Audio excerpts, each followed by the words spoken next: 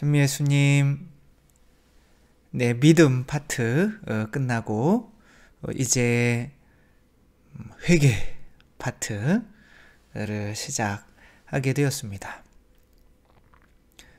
네, 뒤로 보이는 장면은 미켈란젤로가 노년에 그리웠던 시스티나 성당 있죠. 그 시스티나 성당에서 교황님을 선출하는 거죠. 추기경님들이 모여서 콘클라베라고 하는데, 거기에 이제 제대 벽면에 있는 그림입니다. 이 그림의 제목은 최후의 심판.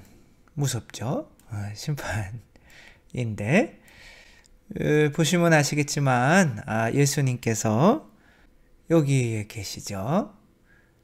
여기서 이렇게 손을 이렇게 들고 마지막 때 심판을 하시는 거고, 그 옆에 계신 성모님께서는 당신의 자녀들이 구원을 받지 못하고 지옥으로 떨어지는 것에 대해서 더 눈을 뜨고 볼 수가 없으셔서 이렇게 머리를 돌리시고 계신 장면입니다. 여기 뭐 많은 성인들도 그려져 있고, 뭐 가죽, 바르톨로메오 성인이죠. 가죽이 껍데기가 벗겨져서 돌아가셨죠.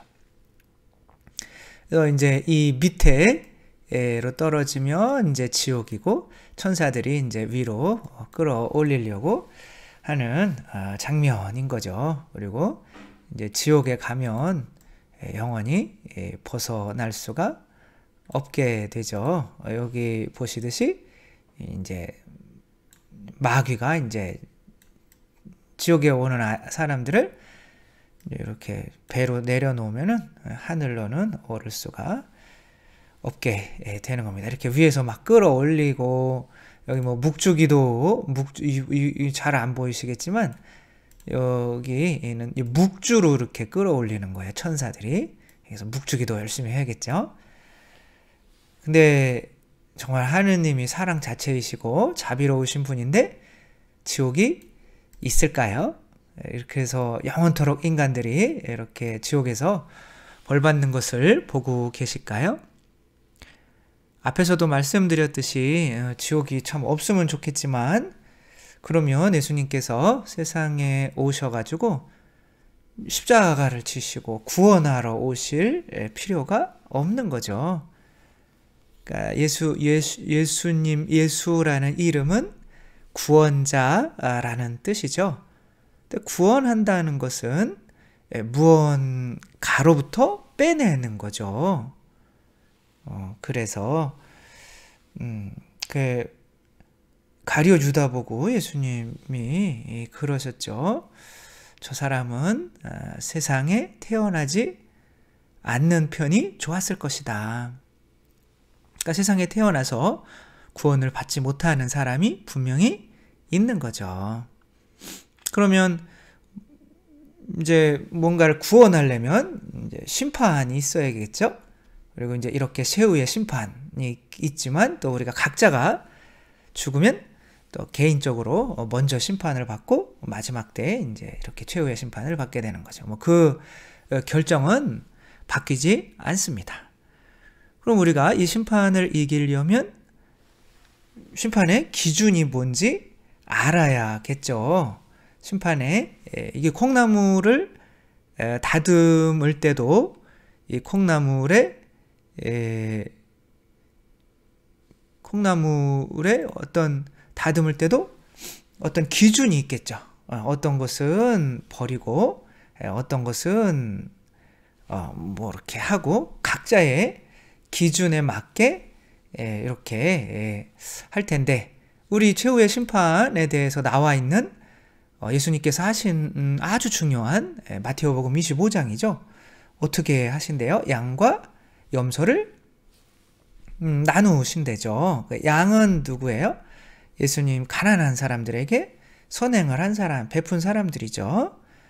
내가 배고팠을 때 먹을 것을 주었고, 내가 목말랐을 때 마실 것을 주었고, 헐벗었을 때 입을 것을 주었고, 아플 때 찾아봤고, 감옥에 갇혔을 때 찾아봤다. 양들이 제가 언제요?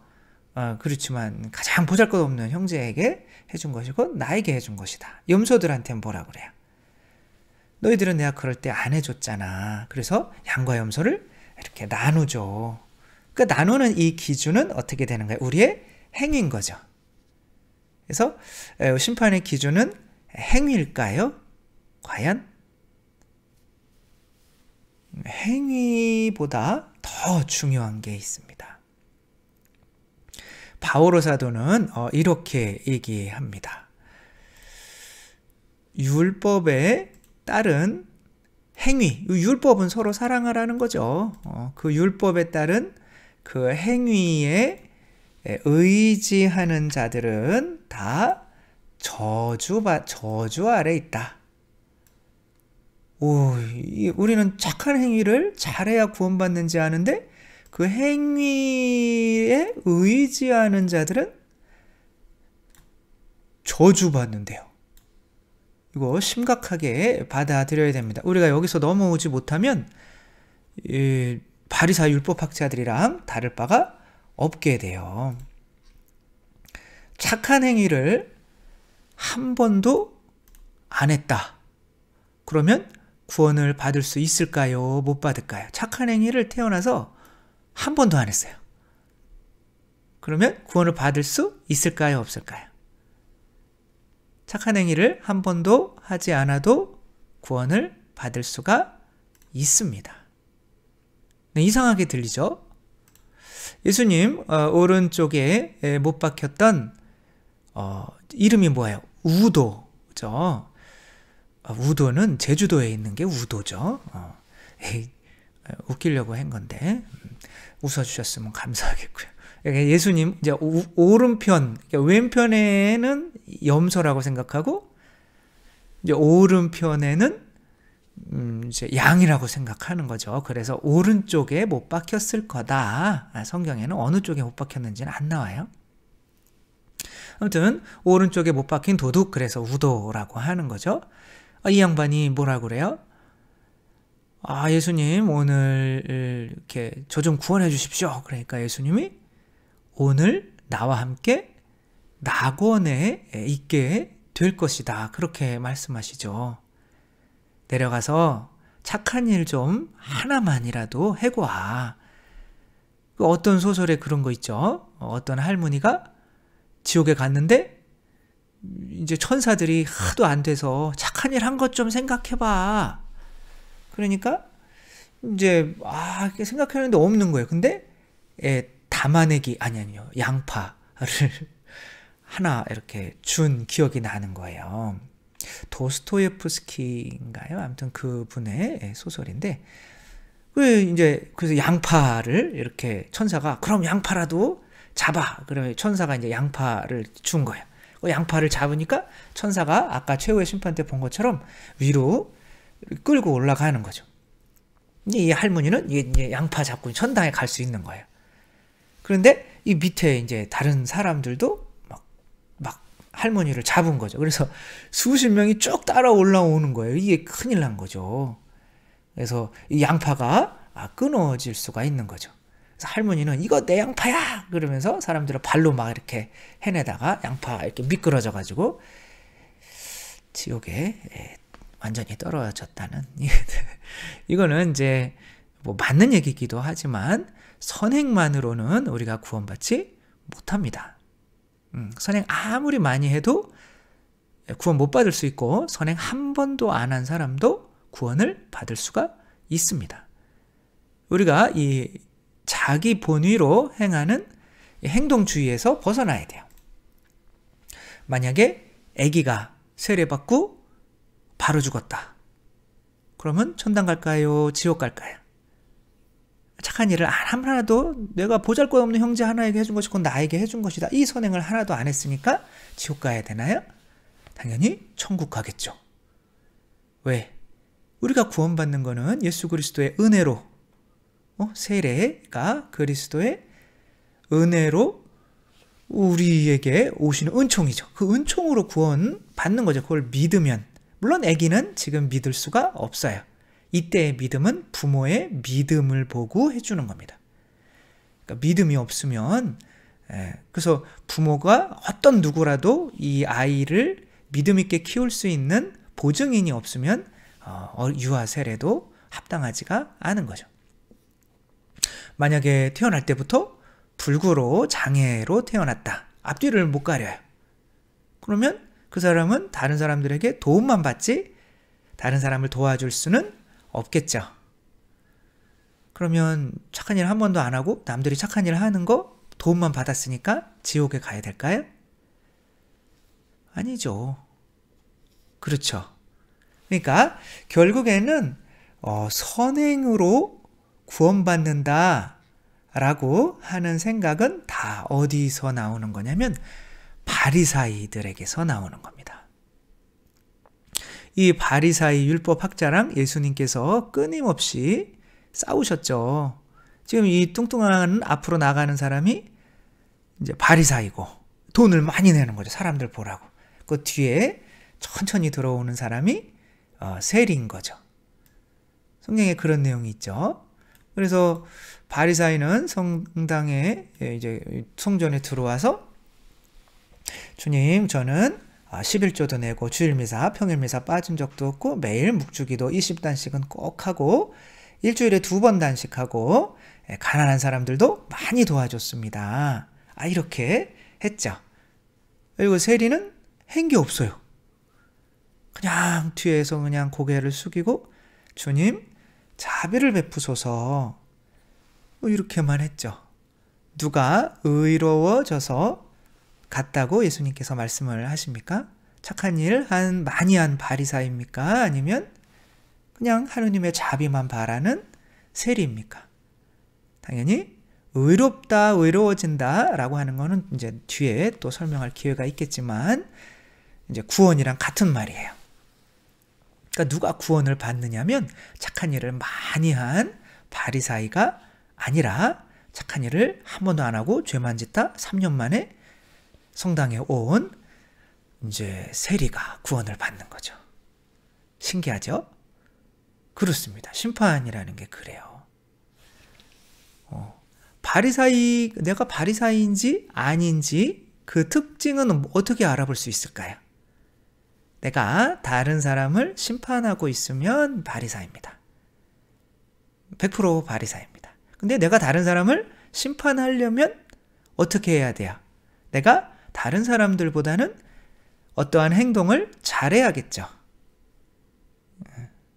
근데 이 세리는 하나도 잘한 게 없어요. 그래서 누구도 판단할 수 없지만 이 바리사이가 기도할 때는 어떻게 기도합니까? 저 세리와 같이 않게 해주셔서 하느님 감사합니다 라고 기도한단 말이에요.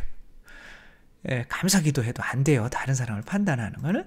이 세리들이 하는 게 뭐예요? 간음한 여자 끌고 와서 우리 율법에는 이렇게 죄를 지은 인간들은 돌로 쳐 죽이라고 했는데 당신은 어떻게 생각합니까? 예수님이 죄 없는 사람 있으면 쳐 그러는 거죠.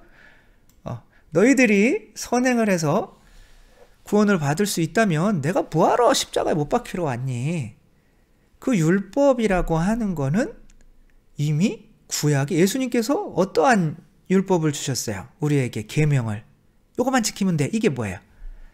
내가 너희에게 새로운 계명을 준다. 내가 너희를 사랑한 것처럼 너희도 서로 사랑하여라. 이거 하나밖에 없죠. 근데 그게 예수님께서 처음 주신 계명인가요? 아니에요. 구약에 이미 있어요. 모세를 통해서 무슨 계명을 주셨어요? 10계명을 주셨죠. 그 안에 다 있잖아요. 그렇죠? 1번부터 3번까지는 하느님을 사랑해라. 4번부터 10번까지는 이웃을 사랑해라. 그 율법학자, 바리사이 율법학자들은 우리 계명 있으니까 우리 그 행동을 열심히 하면 구원받겠네. 이것은 약간 제가 뭐 종교를 폄하하는 건 아니에요. 불교에 계시더라도 뭐 굉장히 잘 사시는 분들이 굉장히 많지만 교리적으로 따지면 우리가 행위를 잘해서 구원받겠다라고 하는 것은 불교 교리입니다. 불성이 이미 우리 안에 있는 거예요. 그래서 그것을 잘 갈고 닦아서 그 불성이 밖으로 나오게 하면, 열심히 노력하면 부처에 이른다는 거죠. 천주교는 그러면 안 돼요. 그럼 예수님이 돌아가셔서 당신 살과 피를 내어주신 의미가 없잖아요. 내 살과 피를 먹고 마시지 않으면 너희는 영원한 생명을 얻을 수 있다 없다? 없다. 그러니까 우리의 구원은 반드시 성체를 영하는 순간에서 시작되어야 됩니다. 그렇지 않으면 교회의 가르침이나 성경의 말씀이 필요가 없겠죠. 구약의 율법만으로 구원받을 수 있었으면 예수님이 내려오셔서 십자가 못 박히고 당신 살과 피를 내어주실 이유가 없는 거죠. 그러니까 왜 그럼 예수님께서 살과 피를 내어주셨다고 그랬어요? 뭘 주시기 위해서? 우리에게 미움으로 시작하는데 우리에게 믿음을 주시기 위해서. 어떠한 믿음? 내가 누구인지에 대한 믿음. 그러니까 내가 누구인지에 대한 믿음을 뭐라고 그래요? 자기 정체성이라고 하는 거죠. 나는 누구인가? 여러분은 누구십니까? 여러분은 사람입니까? 사람의 자녀입니까? 하느님의 자녀입니까? 당연히 하느님을 아버지라고 하는 하느님의 자녀이고 또 그렇게 살려고 노력하고 있죠. 바리사의 율법학자들은 자기들이 하는 행위만으로 구원받을 수 있다고 믿었기 때문에 예수님이 필요 없어요. 자기들 힘으로 구원받는 거죠. 그럼 아버지께서 그렇게 바리사의 율법학자들이 이 세상에서 나는 죄 한 번도 안 짓고, 이 사람들이 막 죄 많이 짓고 막 너무 위선자고 너무, 물론 그런 사람들도 많이 있긴 했겠지만 다 그렇게 보시면 안 됩니다. 이 사람들은 진짜 죄 안 지려고, 거짓말 안 하려고 실제로 입을 꼬맸던 사람들입니다. 철저히 죄 안 지으려고.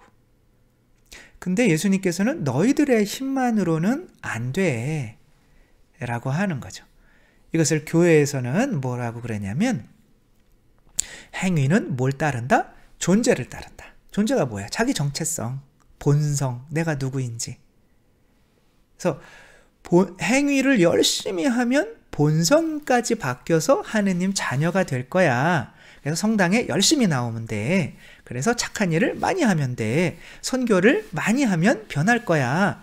이렇게 이야기하는 거는 다 잘못된 겁니다. 먼저 내가 하느님의 자녀라는 믿음의 정체성이 생기면 그런 행위는 저절로 나오는 거죠.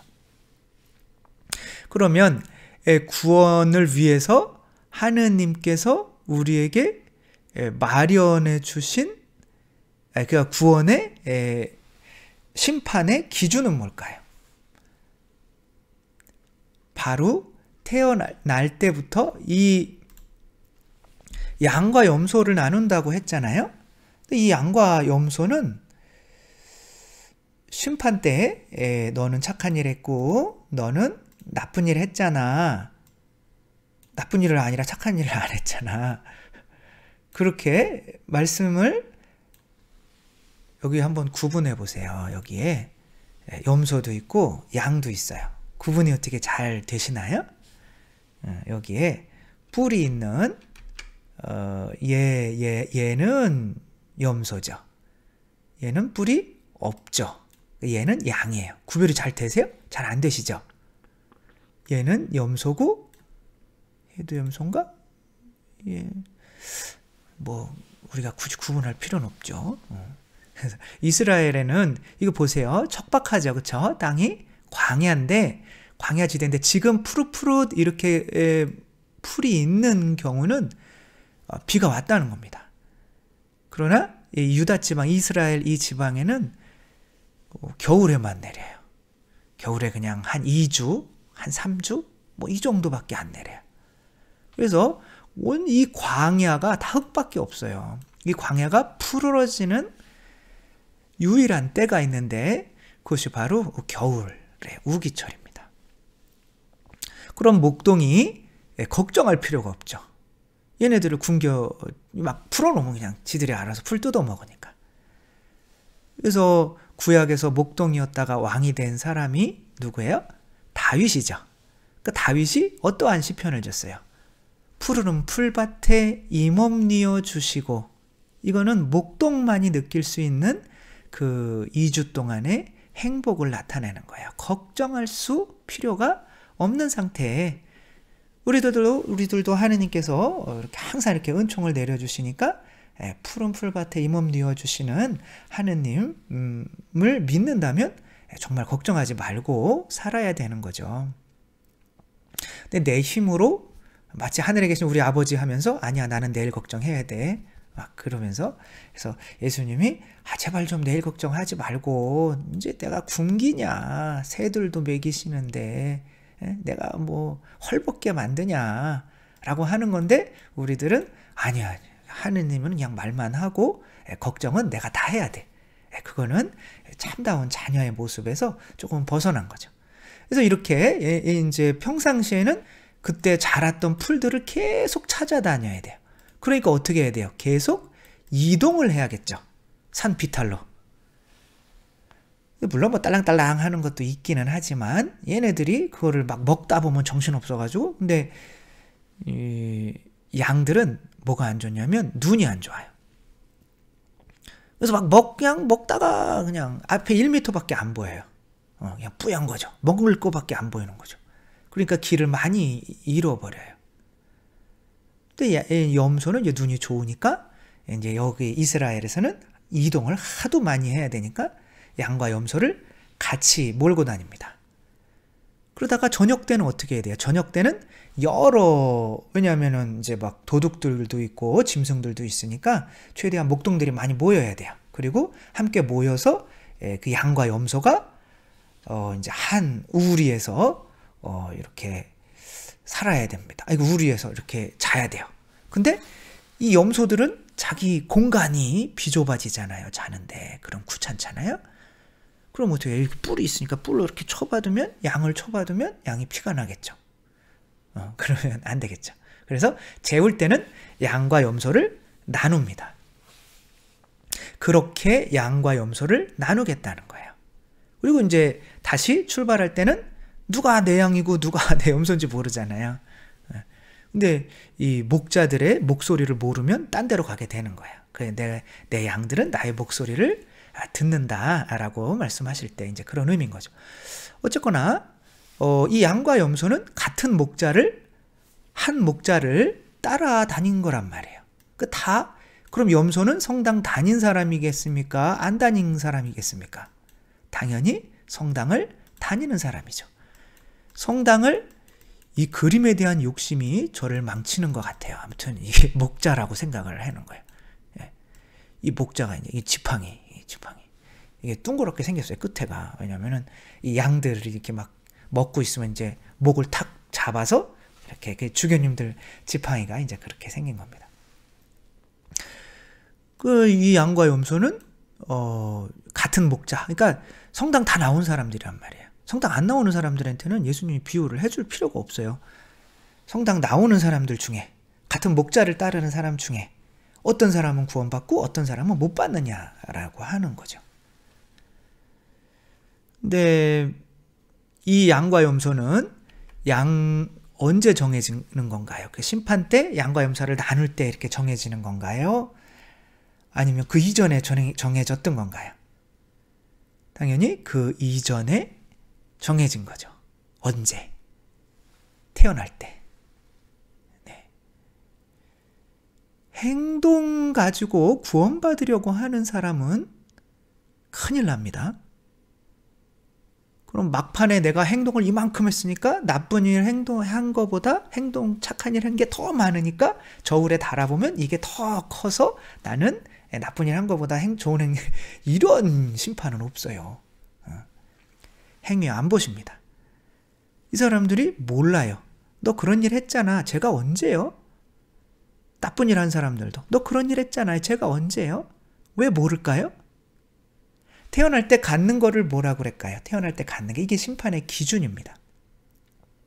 태어날 때 갖는 것을, 갖는 성격, 이거 있잖아요. 그걸 뭐라고 그러냐면 본성이라고 합니다. 이게 오늘의 제일 중요한 거죠. 심판의 기준은 본성입니다. 본성. 태어날 때 이미 심판이 이루어져요. 양과 염소는 안 바뀝니다. 본성은 안 바뀌어요. 원숭이에게 자란 애들이 아무리 노력해도 원숭이가 아니라 늑대에게 자란 얘네들은 이제 로마 건국주 로물루스, 레무스라고 하는 짐승에게 자랐어요. 그럼 자기 엄마 아빠가 누구라고 생각할 거예요? 그럼 늑대라고 생각하겠죠. 그럼 사람처럼 두 발로 걸을까요? 늑대처럼 네 발로 걸을까요? 당연히 자기 부모를 따라서 하겠죠. 이게 본성이에요. 그러니까 본성은 뭐에 의해서 정해지는 거죠? 내 부모가 누구냐라는 믿음에 의해서 정해지는 거죠. 얘네는 분명 사람에 의해서 태어났지만 지금 믿음은 내 부모는 늑대야 라고 믿는 거죠. 그러니까 그 믿음이 뭐가 되는 거예요? 본성이 되는 거죠. 그러면 만약에 이렇게 늑대에게 여러분들이 이제 심판관이 돼보는 거, 하느님이 한번 예수님이 돼보는 거죠. 심판 때 이렇게 탁 너는 뭐다. 그러면 양과 염소를 나누는 기준으로 심판을 한다면 얘네들은 이제 안 바뀌어요. 바뀔 수 있는 시간을 초과했어요. 더 이상 그 믿음이 안 바뀌어요. 바꾸려고 하지 않아요. 그냥 영원히 이렇게 늑대라고 믿고 살아야 돼요. 그러면 여러분들이 만약에 하느님의 기준으로 심판을 한다면 얘네들은 어디에서 살게 하겠어요? 늑대라고 심판하시겠어요? 아니면 인간이라고 심판하시겠어요? 이제 우리가 심판의 기준을 배웠잖아요. 여러분들은 이 아이들을 인간이라고 심판하면 안 돼요. 얘네들은 누구랑 사는 게 더 행복하냐면, 만약에 믿음이 바뀌지 않는 이상 누구랑 사는 게 행복하냐면 늑대랑 사는 게 행복해요. 근데 믿음이 안 바뀌고 있는데 계속 인간이랑 살아야 돼 라고 하면 스트레스 받아서 죽는 거예요. 그러니까 이 본성은 내 아버지가 누구냐는 그 믿음에서 오는 거죠. 그래서 예수님께서 뭐 알려주러 오신 거예요? 너희의 아버지는 이제 사람이 아니라 하느님이야. 그래야 하느님의 본성에 참여하게 되는 거죠. 얘네들이 인간의 본성에 참여하려면 뭐가 바뀌어야 돼요? 믿음이 바뀌어야 되죠. 근데 얘네들의 믿음을 바꿔주려면 어떻게 해야 돼요? 교육을 많이 해야 되나요? 아니죠. 이 늑대가 준 이 양식, 이 사랑보다 더 큰 사랑을 인간이 주어야 믿어요. 왜? 믿음은 뭐의 열매니까? 사랑의 열매니까.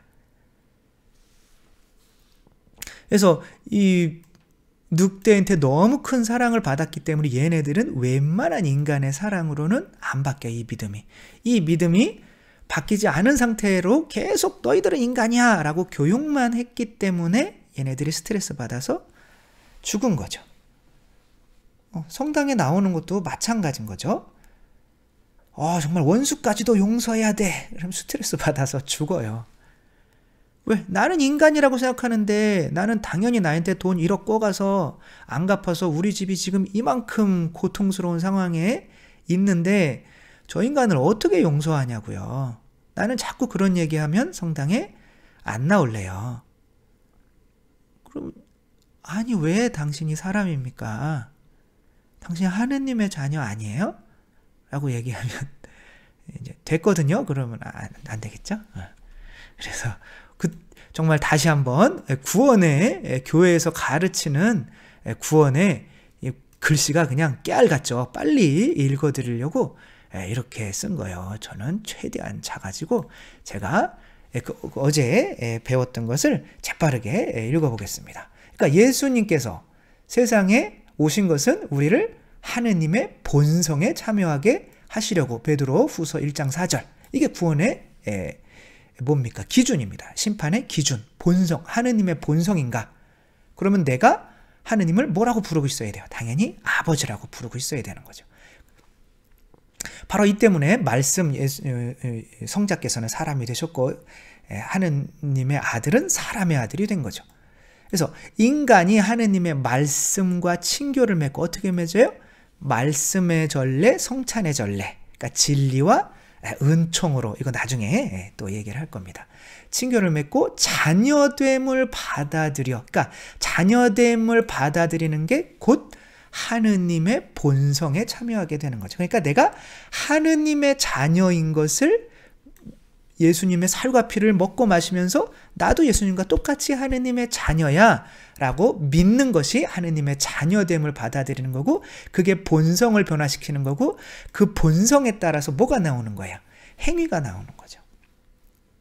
그러니까 사람들은 야고보서 이런 거 있잖아요.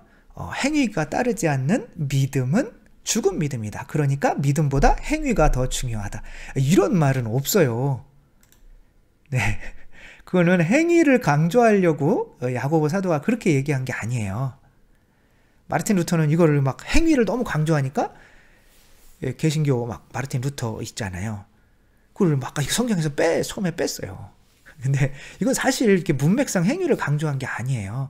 어떻게 내가 하느님의 자녀라고 믿어서 믿는 사람이 어떻게 하느님의 자녀의 행위가 안 나올 수 있겠느냐, 이런 거예요. 그러니까 예수님께서 말씀하시는 거는 바리사이 율법학자들 행위로 구원받는다, 그거 아니야. 일단 믿어야 돼 라고 하는 거예요. 그럼 일단 내가 하느님의 자녀, 내가 만약에 늑대에게 자랐어요. 근데 늑대라고 믿었었어요. 근데 이렇게 인간들이 주는 사랑을 보니까 엄마 아빠를 만났어요. 근데 엄마 아빠 사랑을 주는 걸 보니까 이 늑대의 엄마 아빠의 사랑보다 더 큰 거예요. 그러니까 내가 이분들의 자녀가 맞겠구나 라고 믿기 시작하면 이제 네 발로 걷다가 이분들처럼 두 발로 걸으려고 하는 행위가 왜 안 나오겠느냐는 거예요.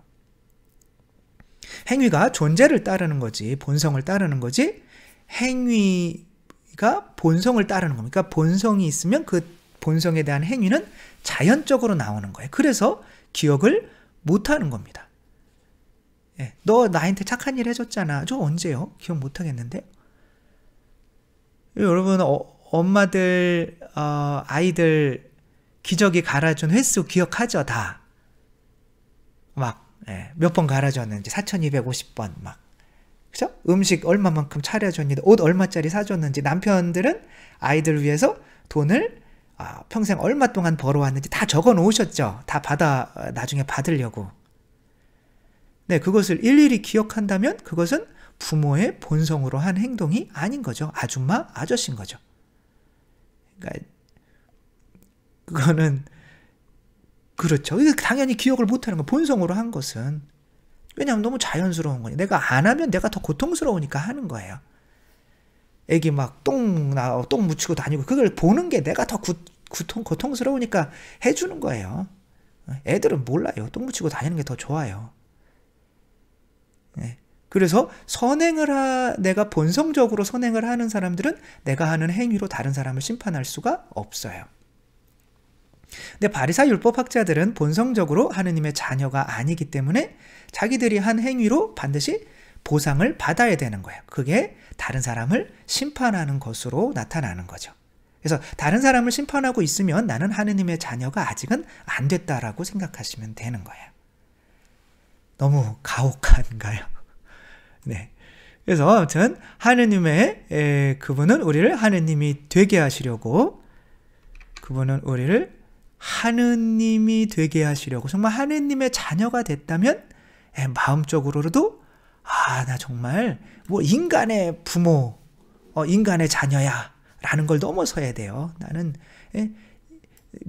늑대야 이렇게 했다가 부모가 인간이네, 그러면 나도 인간이겠네 라고 하는 거랑 똑같이 내가 인간인지 알았더니 하느님이 나의 아버지시네, 그럼 내 본성도 그러면은 정말 하느님이 될 수 있겠네 라고 생각이 들어야지, 어떻게 인간이 하느님이라고 하냐, 이거는 하느님의 본성대로 살기를 원치 않기 때문에 그렇게 말하는 겁니다. 내가 만약에 바리사이 율법학자라면, 그리고 신앙을 열심히 가지고 생활하고 있다면, 그러면서도 내가 감히 본성이 하느님이 될 수 있을까? 라고 말하는 게 겁난다면 그분은 바리사의 율법학자일 가능성이 많습니다.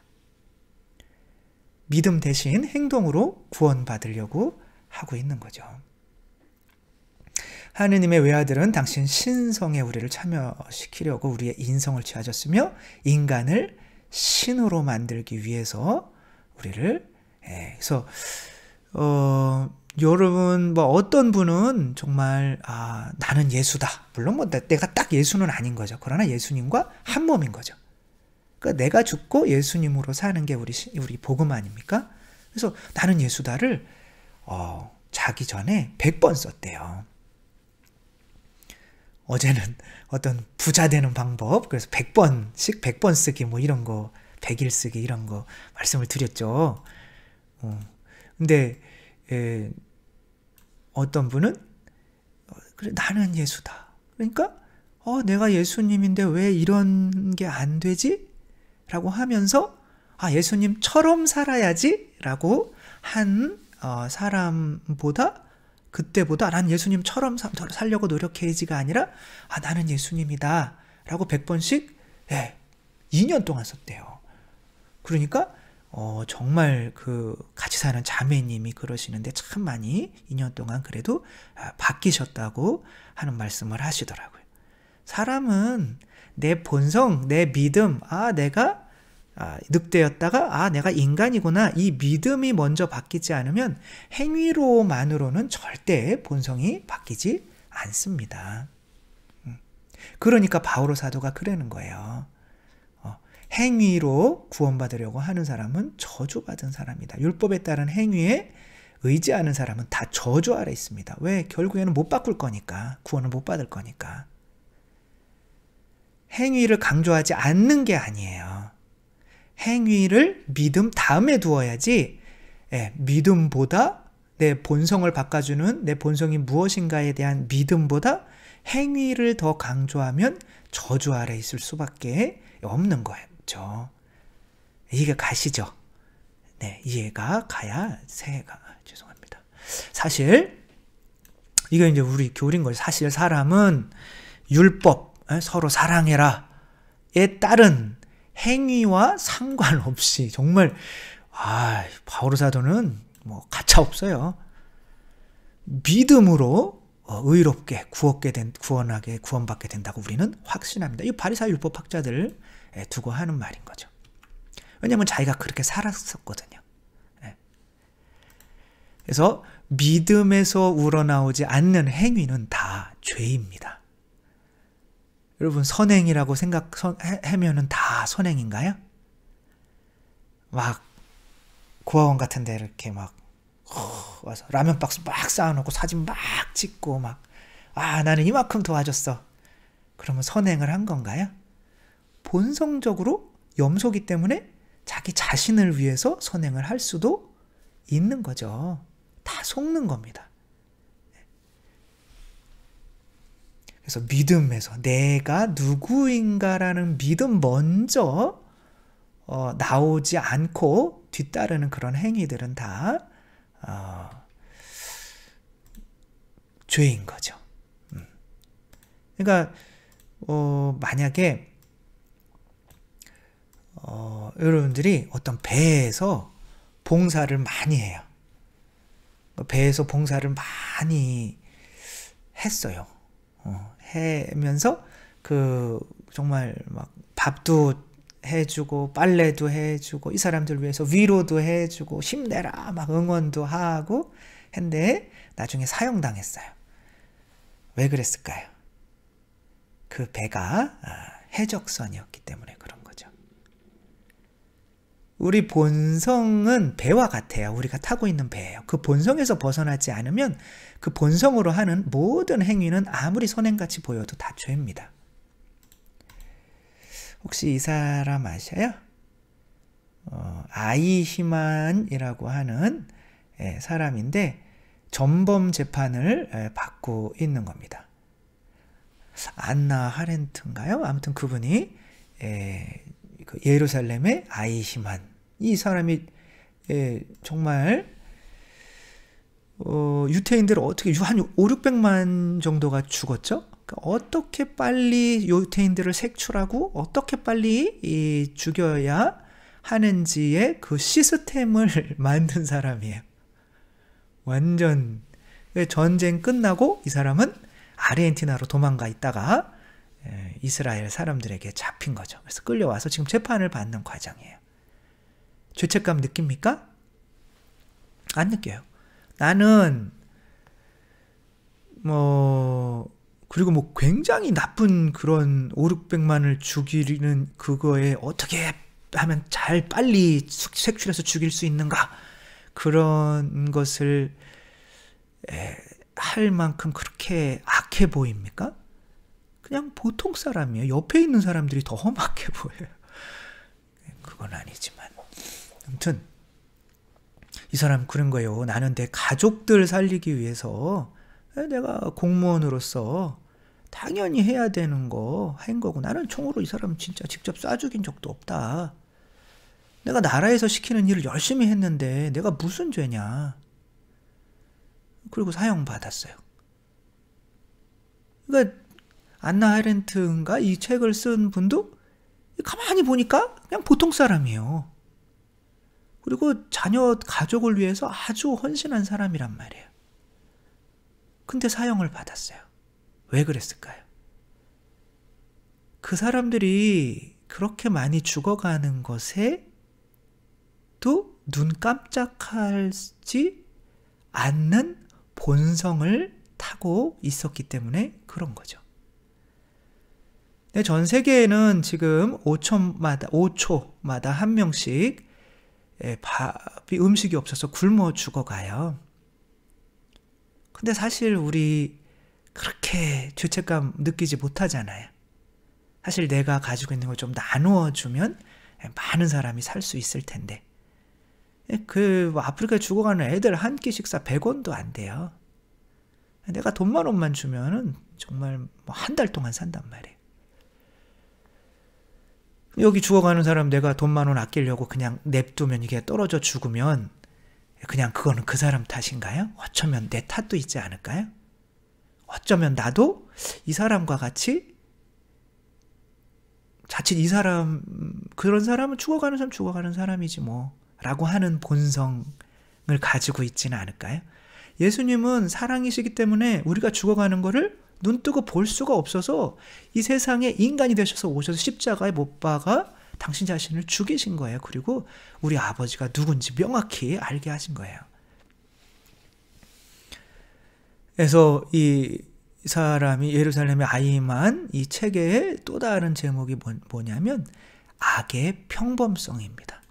평범하게 살고 있다고 생각하는 사람들 다 똑같이 이 사람처럼 될 수 있는 가능성이 있다.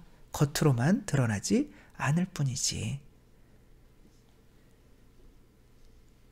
자칫 우리가 나는 인간이야, 나는 절대 하느님의 자녀, 하느님의 본성, 하느님이라고 할 수가 없어 라고 생각 든다면 나는 이 악의 평범성에 들어가 있으려고 할 수도 있는 거죠. 우리 강아지는 이쁜 꽃, 우리 개는 꽃이 이쁜 줄을 알까요, 모를까요? 우리 개는 아는 것 같죠?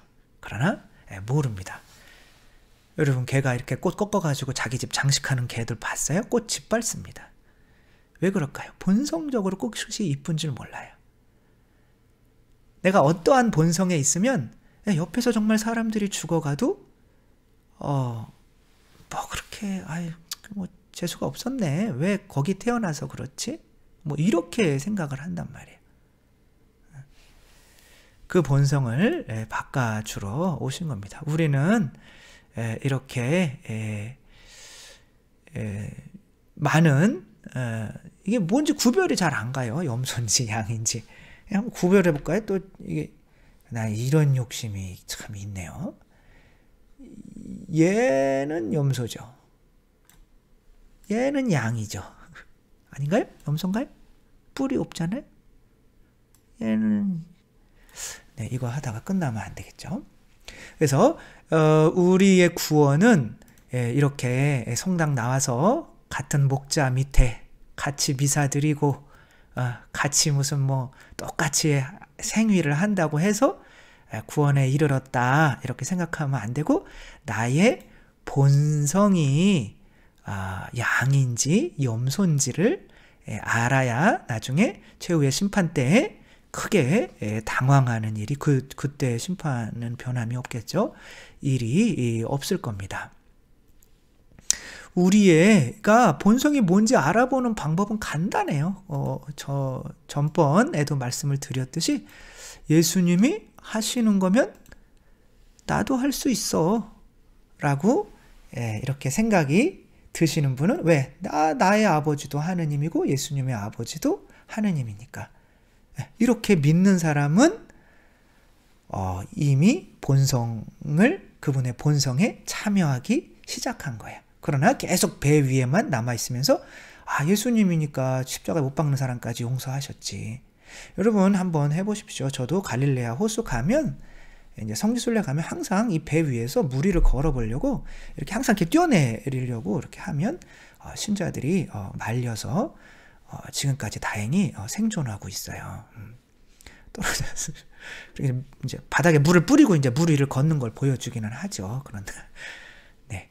아무튼 그래도 우리가 살아가는 데에서는 한번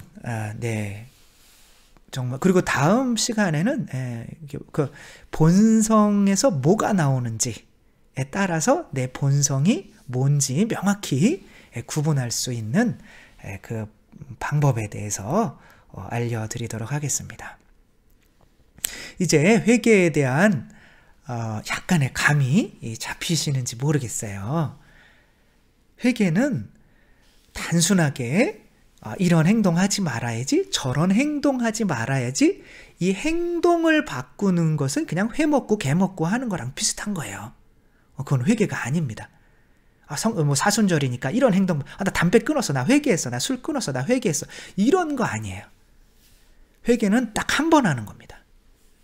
세례 받기 전에 회개하고 복음을 믿어라.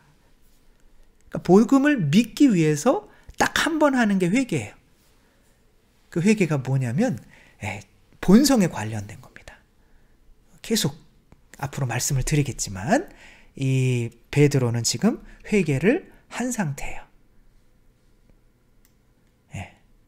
지금 자기 본성이 지금 뭔지 모릅니다. 지금 나는 사람이야 그러면 그 믿음만으로는 물에 뛰어들 수가 없었겠죠.